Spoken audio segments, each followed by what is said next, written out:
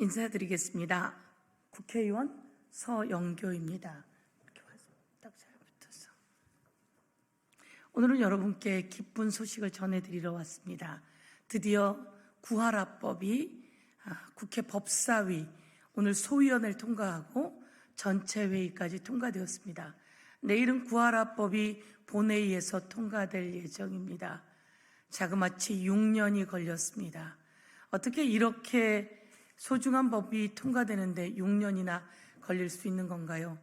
제가 2019년 20대 국회의원 때 발의했고, 그리고 구하라 양의 사건이 터졌고, 그리고 2020년 21대 국회의원이 되면서 1호 법안으로 발의했습니다. 자그마치 4년이 넘어갔고 또 22대 국회가 되었습니다. 이제 6년 가까이 되어서야 여당도 야당도 1호 법안으로, 그리고 중점 법안으로 만들어서 통과하게 되었습니다. 그래도 이제라 통과되어 너무 다행입니다. 오늘은 법사위의 여당 의원도, 법사위의 야당 의원도 오늘은 구하라법만 중심되게 통과시키자라고 이야기하셨고, 시행도 빨리 할 수 있게 하자라고 말씀하셨습니다. 참으로 다행입니다. 저는 이 구하라법을 마우나 리조트 사건, 천안함 사건, 그리고 세월호 사건이 있은 연후에 첫 발의했습니다. 아이를 키우지 않은 부모가 세월호 사건으로 아이가 세상을 떠났을 때 아이와 함께 지내던 엄마가 있었습니다. 아이는 세월호로 떠났고, 그런데 아이에게 들어오는 보험금을 그 아이를 양육하지 않던 아빠가 그냥 반을 갖고 가는 일이 생겼습니다. 아이를 잃은 것도 청천벽력인데 또 더 큰 고통이 다가왔습니다. 이제는 이런 일이 있어서는 안 되겠다라고 해서 발의하게 된 것이 구하라법입니다. 민법 1004조 개정안입니다. 그런데 그 법을 발의하고 나서 11월에 구하라 양 사건이 생겼습니다. 법을 발의하고 난 다음에 생긴 일입니다.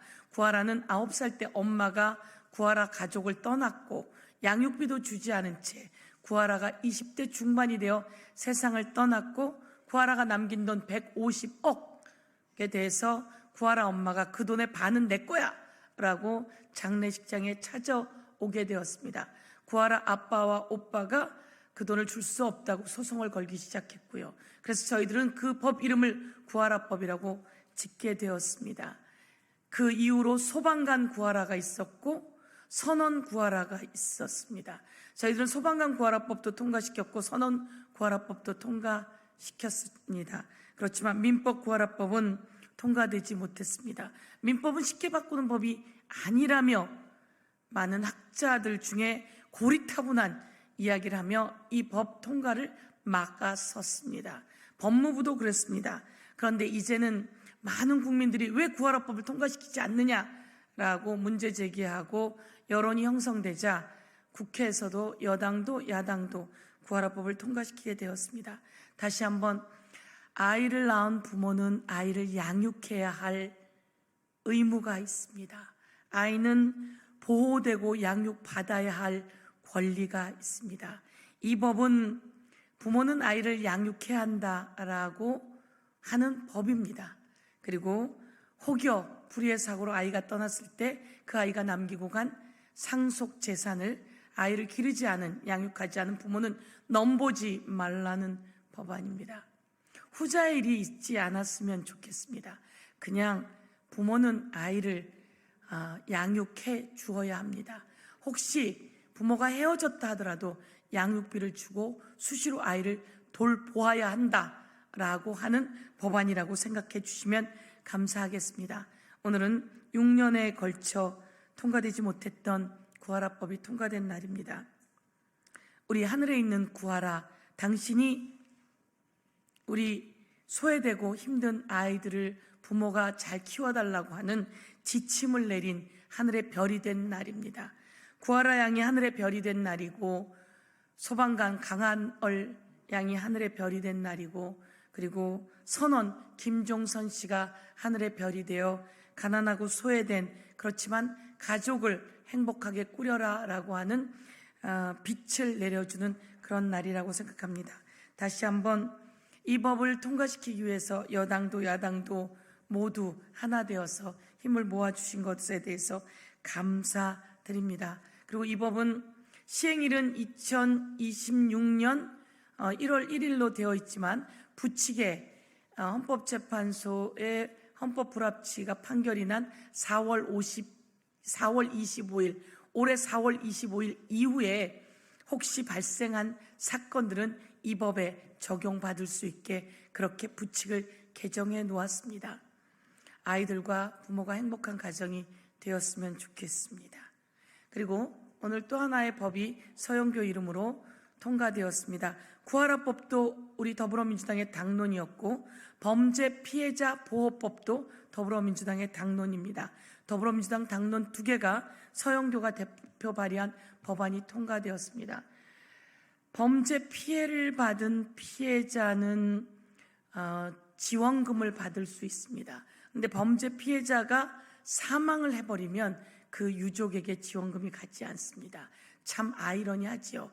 그래서 범죄 피해자가 사망하게 되는 경우 위로금을 그 범죄 피해자가 아닌 유족에게 줄 수 있게 했습니다.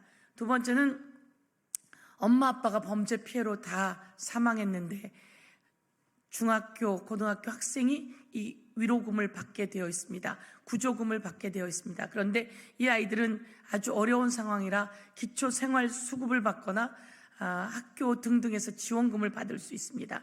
그런데 이 구조 피해 금이 일시불로 지급되면서 그 지원받는 내용들이 차단될 수가 있었습니다.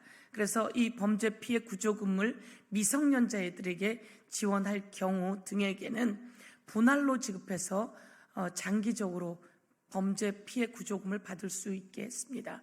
범죄 피해 구조금은 나라가 계속 지급할 수가 없습니다.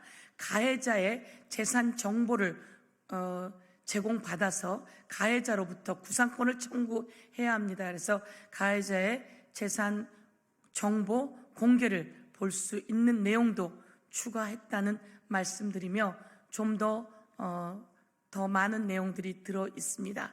이 부분 관련해서 더불어민주당의 당론이었고 2개의 당론이 오늘 법사위 소위와 전체회의를 통과되었다는 말씀을 드리고 아무런 이의 없이 모두 하나로 합의돼서 통과되었다는 말씀드립니다. 오늘 저희가 가지고 나온 피켓에는 김종선 씨의 이야기, 구하라 양의 이야기, 그리고 강한월 씨의 이야기가 나왔습니다.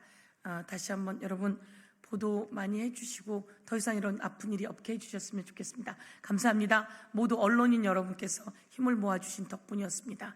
너무너무 감사드립니다. 언론인 여러분 고맙습니다.